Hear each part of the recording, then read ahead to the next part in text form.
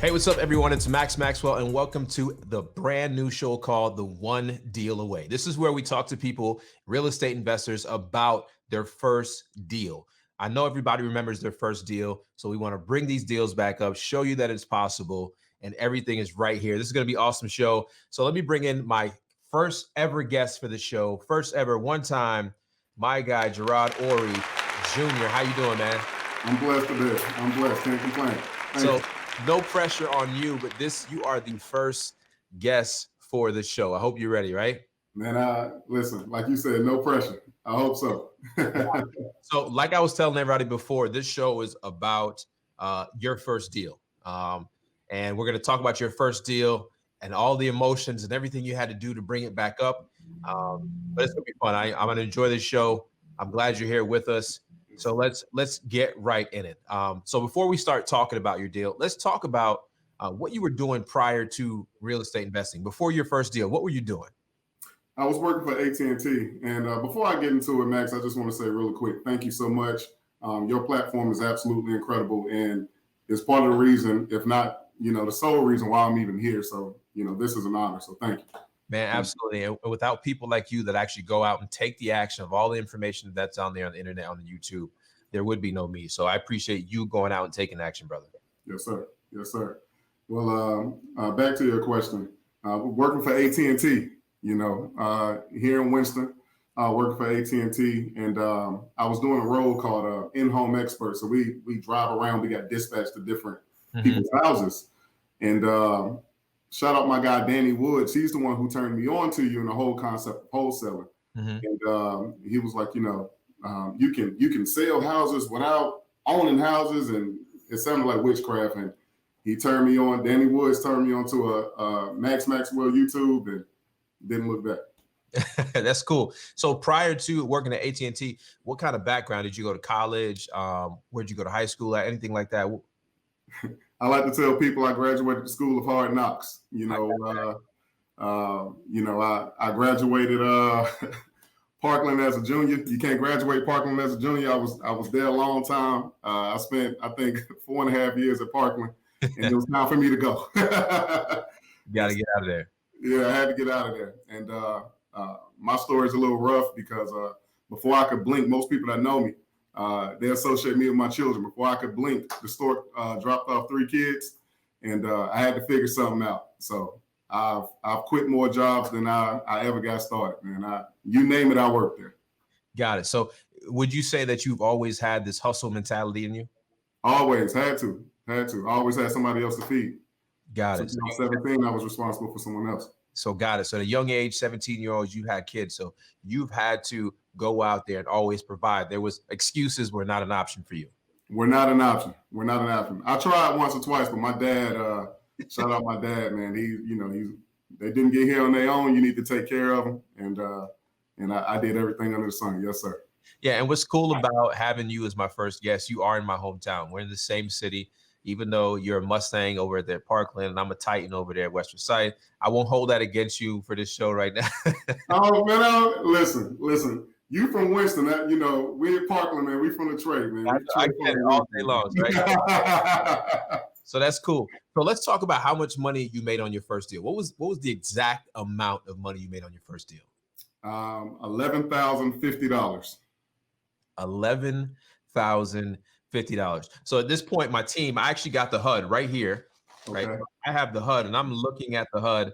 And you did not do this deal in Winston-Salem. I didn't. Okay. All right. So let's talk about this.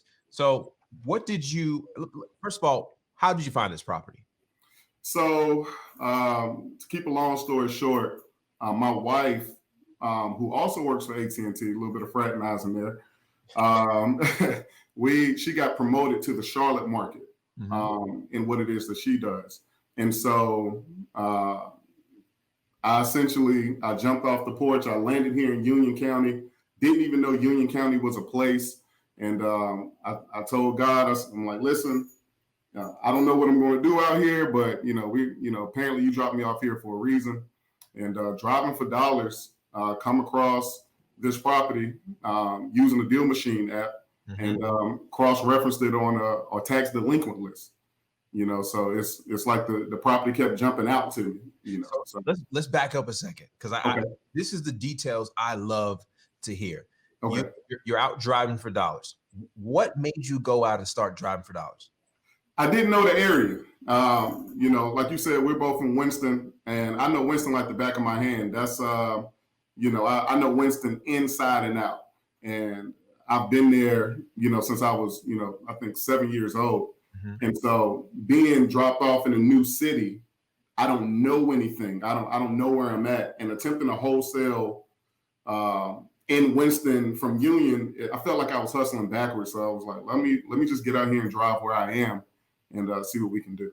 And see, this is why it's important. I tell people all the time, whether you're wholesaling in the city you're from, or you're wholesaling new city, get out and drive for dollars, because it allows you to understand the community that you're in, understand all the people around, what's the hot areas, what's the up and coming areas, what's the bad areas, and you're able to then start piecing this puzzle together. So kudos for you actually going out and driving for dollars. So you drive for dollars, you find a house, and then you cross-reference and see it was also on the tax delinquent list. Is that correct? Yes. So my business partner, and shout out Amare Brown. That is, I'm also not sitting here without my business partner, Amare. And he's, I'm driving for dollars. I'm boots on the ground, but he's more technical. He attempts to condense time frames. So he fell in love with the tax delinquent list, and he pulled the list. And as we're cross-referencing houses, that house popped up again. So it, felt like God was trying to tell us something. Got it. So you find it driving for dollars. You also have a tax delinquent list. You see that house again, and it comes up to your memory again and say, listen, this house is on multiple actual lists. Now let's back up to driving for dollars for a second. You said you found this driving for dollars. What stuck out to you about this property? The fact that it looked like a car had run through it, and talking to the homeowner, that's exactly what happened. A car ran through it. Okay. Well, I'm glad you brought up the homeowner. So we talked about the HUD. I'm looking here. It says you made exactly $11,174. I was off. No, it's fine. I'm here looking at the HUD. I mean, I don't remember all my HUD, but $1,174. And in order to get on the show, you got to show me the HUD. Right. What's the HUD? This is 100% real, no fluff, no fake. And I'm looking at, so $11,174. But let's talk about what's more important than the money. Let's talk about what problem you solved for the seller. Let's talk about that. Well, Clara Wiggins, incredible young woman. She owns multiple properties here, so rental properties. She's a landlord. Amongst other things, she's a real estate investor, and she had this property and at least 10 other properties around the area that her and her husband co-managed together. Well, her husband passed away tragically, I believe 2 years prior, and she just wasn't able to efficiently get to all of the properties before. Her and her son, the system that they had in place with her husband, they weren't able to efficiently keep up the properties, all of them. Well, this is one that fell by the wayside. The other ones are fine, I'm sure, but this is one that fell by the wayside. It had gone 3 years empty. A car ran into the front of the house, and they couldn't get back around to it with everything that was going on. Got it. So problem number one for the seller you solved is that they had a rental property that sat vacant for 3 years. Right? So let me guess, you probably need a mentorship, or you want a mentorship so you can learn how to do this real estate investing game. Well, check this out. Head over to maxandnas.com, and we got a webinar just for you. No, like go right now. Right now. That's the problem you solved for the actual seller. Now, for the neighborhood, another problem you solved is you got an abandoned vacant home that had a hole in it out of the community. You now brought up the value of all the houses around it, because you end up getting that property under contract, And then you sold it to who? You don't have to say exactly, but you sold it to someone, right? I sold it. He's a good friend of mine now. His name is Patrick Derrick, and he came through strong for me. That's a different story too. So you sold it to Patrick. What problem did you solve for Patrick? Patrick was looking for he was looking for properties under $40,000 that he could pour about $15,000 into in rent. So he was looking for, and I'm gonna be honest, I don't know how he saw only 15,000 in repairs. I don't know. It wasn't my problem. Yeah. But he saw it and he felt like it was a hole in the roof and it was a hole on the outside of the house. And he 15. All right, man. So he got a good deal on the property. That's perfect. So you solved the problem for the seller by helping them get rid of a vacant rental that they were no longer able to manage or willing to fix up. Two, you solved the problem for the neighborhood by getting an unsafe, ugly house restored and sold to somebody who you sold the problem to, because without being able to invest in money, Patrick can't buy buy-in holes because he needs it and it fit his criteria. So you solved 3 problems in one, and the 4th problem you sold was your own, right? Yeah. And we were coming up on a problem too. So the part of the story I leave out is when my wife got promoted, I was working for AT&T, and man, I was at the point where I was starting to feel sick going into work, feeling like it's something more you should be doing. Yeah. And just with your life, just period. And anybody that knows me, man, between multi-level marketing or something, like I'm gonna put my hand in something, I'm gonna try something, and I'm gonna see what I can do to serve and earn. So wholesale fit that and keep it. But when my wife got promoted, when we came here to Union County, I had the opportunity to either transfer my job or take my quote unquote nest egg and bet on myself. Mm-hmm. And we had about 6 months saved up. We had just bought a house, so I used my income to buy the house we in. Yeah. And massive shout out to my wife, because I said, hey, look, in the event that stuff hit the fan, can you maintain everything? And we ran the numbers, and she's like, yeah, well, we can, but it'd be tight. We don't. I need you to figure it out. So June happened. We go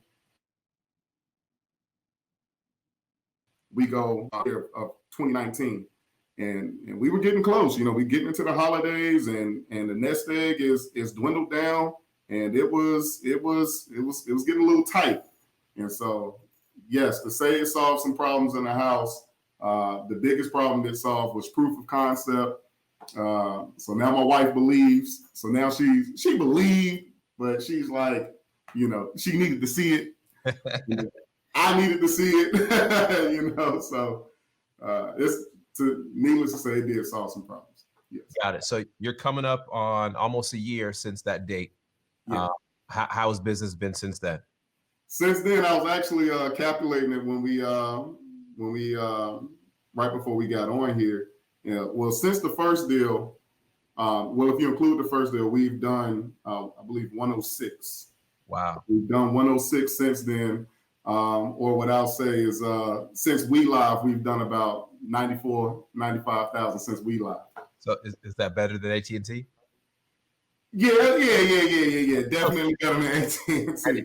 And it kind of feels better. So before we wrap this up, kind of tell me what's one lesson you learned from your first deal, and how did that lesson help you get to the point where now in 12 calendar months, almost 12 calendar months, I'm not going to hold you short, you still got a whole month left. Yeah. You've done over $100,000. Tell me one lesson you learned in your first deal that helped you carry out the rest.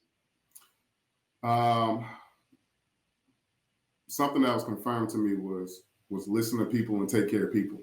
Mm-hmm. Right? People are everything here. Really listen to the problems that they have, because I was putting the cart before the horse. And it's easy to do that when I jumped off the porch. So I don't, I burn my bridges. Mm-hmm. And so I was like, I need to get this money. I need to get this money. You know, we run out of time. And, you know, with between my wife and my business partner, just kind of looking at between Ray, it's like, you know, it's going to be okay. You know, what do we need to do? So really listening to the problem that Clara had and her son, and really seeing what we could do, like you said, to solve the problem that they actually had. And when we put problem solving first, that's when the floodgates opened up, you know, because there's no shortage of problems. And it allowed us to know that we have a skill set that solves a particular type of problem. There you go.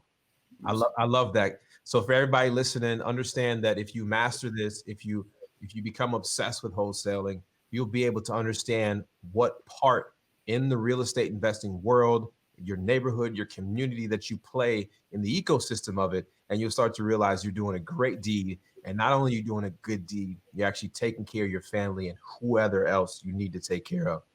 Gerard, it's been great having you on the show. I'm glad you were my first guest, North Carolina representing. And for anybody else who wants to be on the show, make sure you get a hold of my team, make sure you have a HUD, and make sure you're ready to talk about your first deal. Until next time, I'll see you guys on the other side. And that's the One Deal Away Show.